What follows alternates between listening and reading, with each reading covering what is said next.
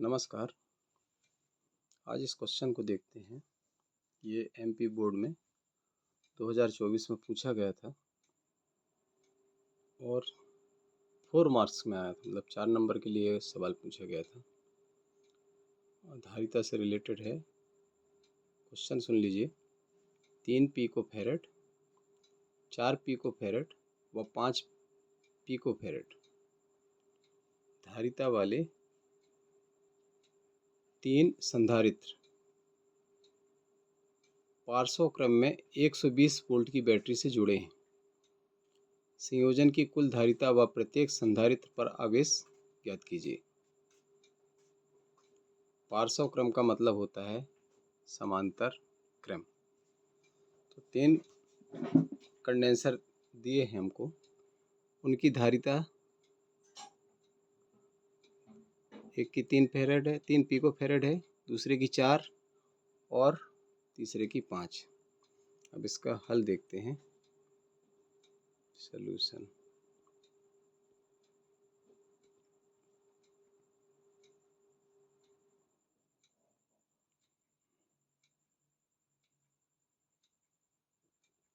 प्रश्नानुसार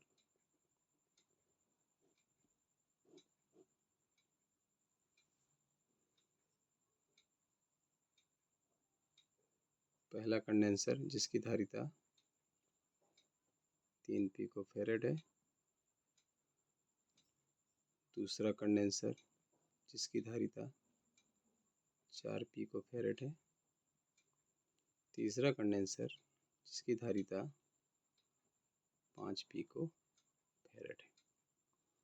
ये हमने C1, C2, C3 condenser के नाम दे दिए और उनकी धारिता भी दिखा दी कि C1 बराबर कितना, C2 बराबर कितना और C3 बराबर कितना।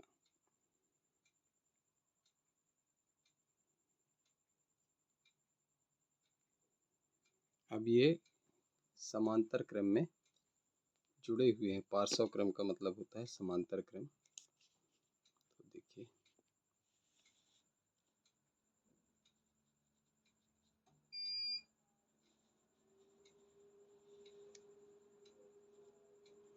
तीन कंडेंसर समांतर क्रम में जोड़ते हैं हम।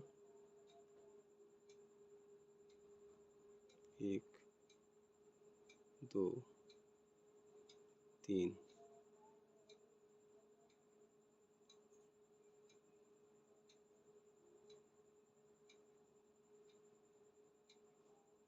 एक, दो, तीन। 3 कंडेंसर हैं, तीनों को समांतर क्रम में जोड़ना है। क्या करिए, सारे सिरे मिलाइए आप कंडेंसर के और ले आइए। बैटरी से जुड़ा है, कितना बैटरी से, बैटरी कितने वोल्ट की बैटरी है, तो धन सिरे को जोड़ना है। तो जिसको धन बनाना है उसकी डंडी ये हम बड़ी कर देते हैं, साथ में आप धन भी लिख दीजिए, कोई इशू नहीं है। छोटा ये, और कितना वोल्ट दे रहे हैं, 120 वोल्ट। ये बैटरी हो गई। चाहें तो आप लिख दीजिए बैटरी कितने वोल्ट की बैटरी है, 120 वोल्ट की। अब इस तरफ इनके सिरे भी जोड़िए, ऐसे ले आइए और इसको लाके ऐसा जोड़ दिया हमने। पहला कंडेंसर दिखा दिए इधर C1, दूसरा कंडेंसर इधर C2, तीसरा कंडेंसर ये C3। ठीक है। अब देखिए, इसको जो हम चार्ज दे रहे हैं वो सब अलग अलग कंडेंसर पे अलग अलग स्टोर होंगे।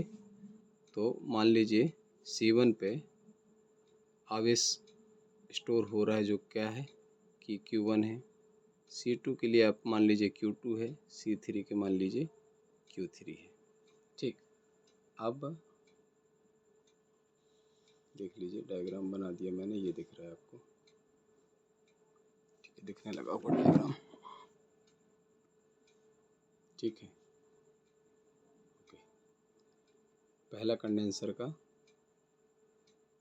पर आवेश Q1, दूसरे पर Q2, तीसरे पर Q3। ठीक है। अब संधारित्र का समांतर क्रम संयोजन वाला सूत्र उठाइए आप जोड़ने के लिए। समांतर क्रम संयोजन के लिए क्या है, हमने जो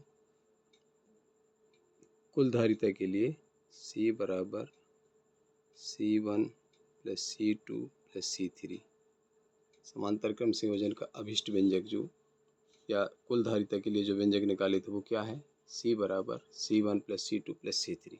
इस पे आप मान रख दीजिए, संयोजन की कुल धारिता लिख दीजिए आप।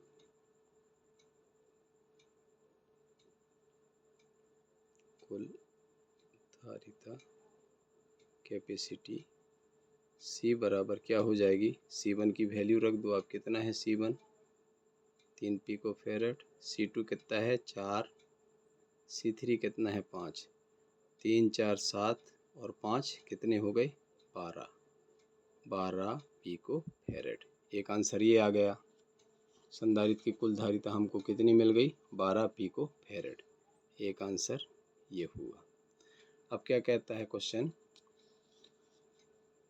संयोजन की कुल धारिता व प्रत्येक संधारित्र पर, देखिए क्वेश्चन देखिए फिर से, 3 पिको फेरेड 4 5, इसके लिए हमने ये डायग्राम बनाया, चित्र बनाया और फिर नीचे लिख के दिखा दिया कितना आ गया 12 पिको फेरेड। देखिए ये आ गया 12 पिको फेरेड। अब फिर से आप क्वेश्चन देखिए, दूसरा पार्ट है क्वेश्चन का, प्रत्येक संधारित्र पर आवेश ज्ञात कीजिए। माने हमको हर कंडेंसर पे बताना है कि उस पर कितना आवेश स्टोर हो रहा है, धारित हो रहा है। ठीक है, कितना आवेश संधारित्र जो है, कंडेंसर जो है वो स्टोर कर रहा है प्रत्येक संधारित्र। तो उसके लिए संधारित्र का फार्मूला उठाना है आपको। हम जानते हैं संधारित्र का सूत्र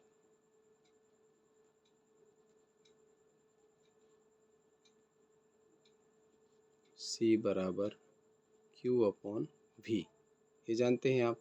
तो Q बराबर क्या हो जाएगा, आवेश बराबर क्या हो जाएगा C इंटू V। अब ये फार्मूले को हर आवेश, हर कंडेंसर के ऊपर अप्लाई करना है।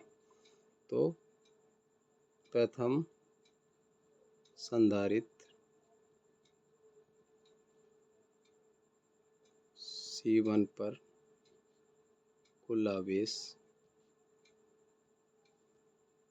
क्या हो जाएगा, देखिए Q1 बराबर C इंटू V।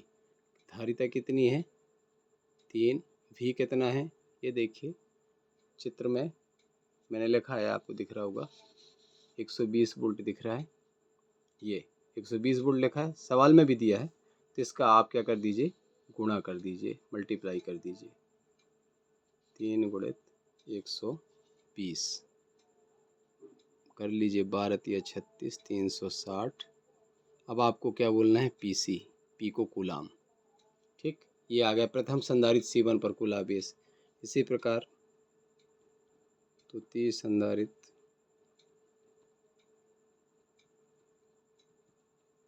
C2 पर कुल आवेश या आवेश जैसा चाहें आपकी इच्छा। Q2 बराबर क्या हो जाएगा, धारिता गुणित विभवांतर। धारिता कितनी है द्वितीय संधारित्र की 4 पिको फेरेड है ना, तो 4 गुणित 120 48 480 PC, ये हो गया।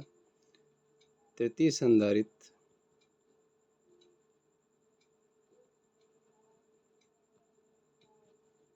C पर आवेश कितना हो जाएगा Q3। हमने चूंकि मान रखा है ना, डायग्राम में हमने चित्र में बनाया है, इसलिए Q1 Q2 Q3 लिखिए आप। Q3 बराबर क्या हो जाएगा, धारिता कितनी है संधारित्र कंडेंसर 3 की 5 गुणित 120 बराबर 600 PC। ये हो गए हमारे आंसर। सॉल्व हो गया, बन जाएगा, बिल्कुल सिंपल है, सिंपल सा फार्मूला है। एक दो बार आप प्रैक्टिस करेंगे, आने लगेगा आपसे। क्लियर।